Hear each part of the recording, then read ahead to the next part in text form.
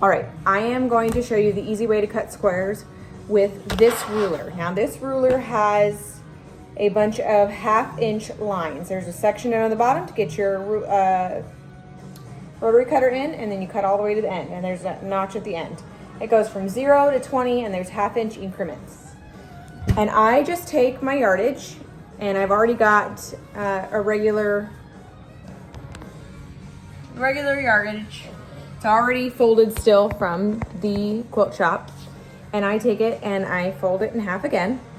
And I have already done this once, so I am not going to trim and make sure the edge is even because it is already even. And if it isn't, you just lay this down, and there are little lines on the board going this way. So I line up the line along with the bottom just to make sure it's even. And if it's not even on this side, as in you have not trimmed it already, then I just have a little overlap on this side, on the left side of the 0, and then I trim down the 0 to start. But since I have already trimmed, I'm going to put that line right on the 0, right on the edge of the fabric, and it's almost notched, so it stops itself right there. So I am doing 5.5 inch squares because the bottom square size for my puffy quilt is 5.5 inch.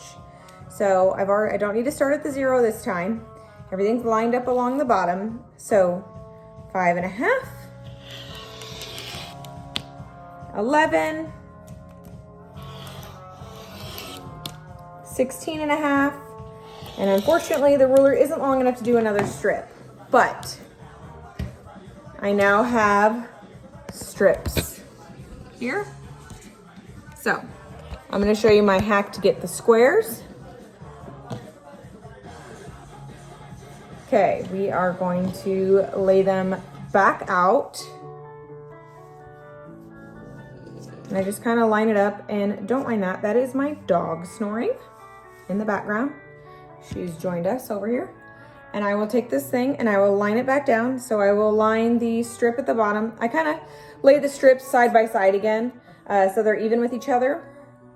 And I have my selvage kind of sticking out here to the left of the 0 because I'm going to trim the selvage off. And I've got this thin line going all the way across the bottom to kind of square me up. I'm gonna start at the 0 to get the selvage off. All right, 5.5, 11, 16.5. And selvage fabric, unfortunately, is not wide enough to do another 5.5. So I just take these little bits, I will unfold it, and then just cut 5.5 with a ruler manually.